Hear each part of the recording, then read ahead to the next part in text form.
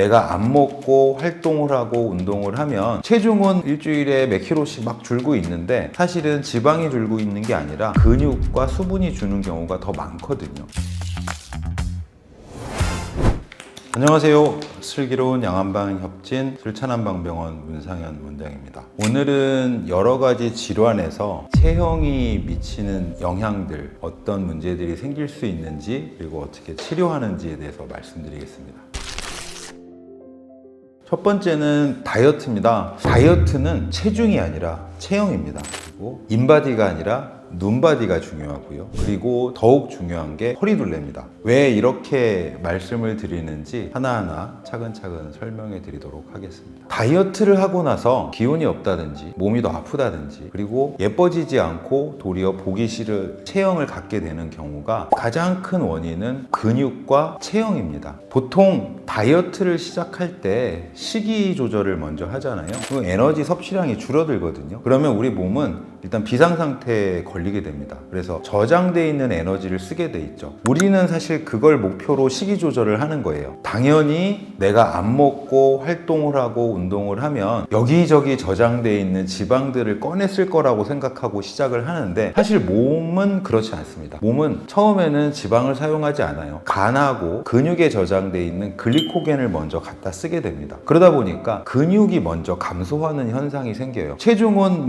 일주일에 몇 킬로씩 막 줄고 있는데 사실은 지방이 줄고 있는 게 아니라 근육과 수분이 주는 경우가 더 많거든요. 문제는 근육이 줄었을 때 근육이 하던 역할이 당연히 결핍될 수밖에 없어요. 근육의 역할에서 제일 중요한 것들은 움직이는 것도 있지만 제일 중요한 코어 근육의 역할은 몸을 바로 세우고 중력에 저항하게 만들어주는 거예요. 그러다 보니까 근육이 감소했을 때 체형이 무너지게 되는 거죠.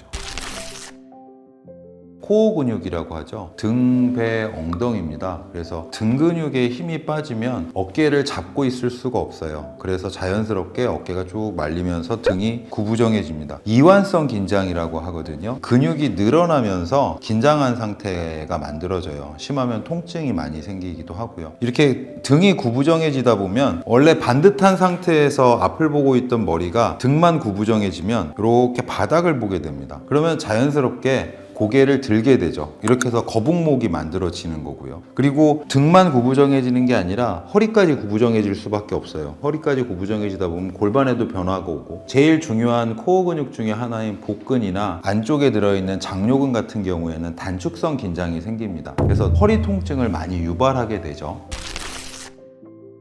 가장 먼저 나타나는 증상은 사실 통증보다는 피로감입니다. 우리가 무거운 물건이라도 균형을 잘 맞춰서 들고 있으면 결코 무겁지 않거든요. 근데 그 균형이 깨지는 순간 많이 무거워집니다. 대표적인 예로 우리가 반듯하게 있을 때 머리의 무게가 보통 한 4에서 5kg 정도 된다 그래요. 그러면 경추가 부담하는 무게는 사실 똑바로 있을 땐 4, 5kg만 부담하면 됩니다. 하지만 고개를 숙이거나 거북목이 될 때 목이 느끼는 부담감은 6배 정도까지 증가한다 그래요. 20kg가 넘는 하중을 느끼게 되는 거죠. 체중은 적게 나가지만 근육량이 적고 체형이 안 좋으면 참 보기 싫은 몸이 됩니다. 특히 얼굴 모양까지 많이 바뀌는 경우가 있는데요. 구부정한 자세가 되고 거북목이 되면은 입을 다물기가 힘들어지고 흉식 호흡을 할 때는 비강 호흡을 하는 게 아니라 구강 호흡을 하게 돼요. 입을 항상 벌리고 있어야 되거든요. 그러다 보면 턱관절에 변화가 오고 얼굴 모양 전체에 변화를 주기 때문에 얼굴 모양까지 나빠지는 그런 원인이 될 수가 있습니다.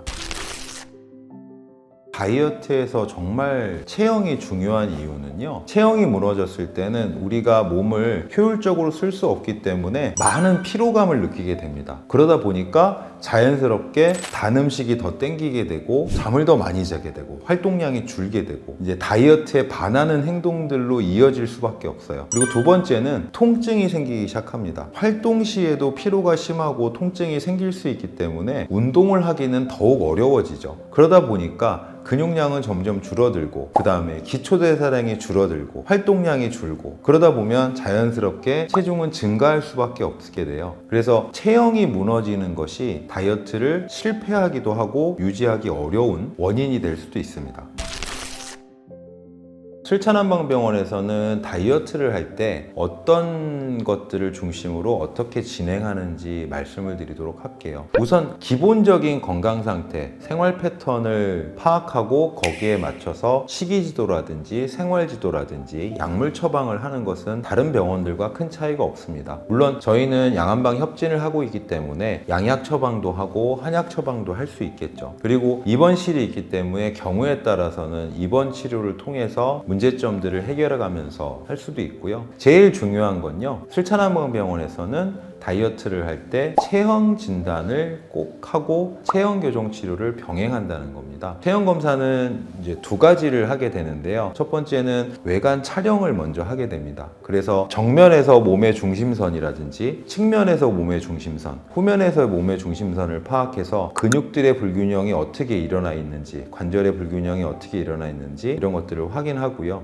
그 다음에 보행 패턴 검사가 있습니다. 그래서 보행의 패턴이 어떠한지, 우리 몸을 어떻게 쓰고 있는지 확인해야 되거든요. 이 검사가 끝나면 근육들이나 관절들의 불균형 상태를 종합적으로 분석을 해서 교정을 하는 단계로, 치료 단계로 넘어가게 되는데, 이완성 긴장의 근육들은 자극과 운동을 통해서 해결을 해주게 되고요. 단축성 긴장의 경우에는 이완을 중심으로 치료를 해주게 됩니다. 그리고 또 하나 문제가 있죠. 불균형한 체형이 됐을 때 근육의 이완과 단축만의 문제가 아니라 인대도 이완과 단축의 문제가 생길 수가 있습니다. 이런 경우에 사실 더 교정이 어렵죠. 근육을 열심히 마사지해도 일시적인 효과를 낼 수밖에 없기 때문에 인대까지 풀어주는 치료를 해줘야 돼요. 그러기 위해서 하는 게, 저희 병원에서는 핌스 치료라는 것이 있고 추나 치료라는 것이 있고 도수 치료가 있습니다. 다 역할이 조금씩 달라요. 핌스 치료는 주로 유착된 조직을 풀어주거나 인대를 풀어주는 조금 강한 자극을 하게 되고요. 추나 치료는 틀어진 관절의 모양을 잡아주면서 근육의 밸런스를 잡아주는 역할을 해주게 됩니다. 이런 치료를 통해서 몸을 바로잡으면서 식이요법, 운동요법, 생활관리, 그리고 약물요법을 할 때 체중도 쉽게 편하게 빠질 뿐만 아니라 잘 유지가 되고, 무엇보다 제일 중요한 체중이 아니라 예쁜 몸을 얻을 수 있는 거죠. 치료가 아니어도 본인이 식이조절과 운동으로 충분히 유지할 수 있는 상태를 만들어내는 것, 이것이 슬찬한방병원의 체형교정 다이어트 목표입니다.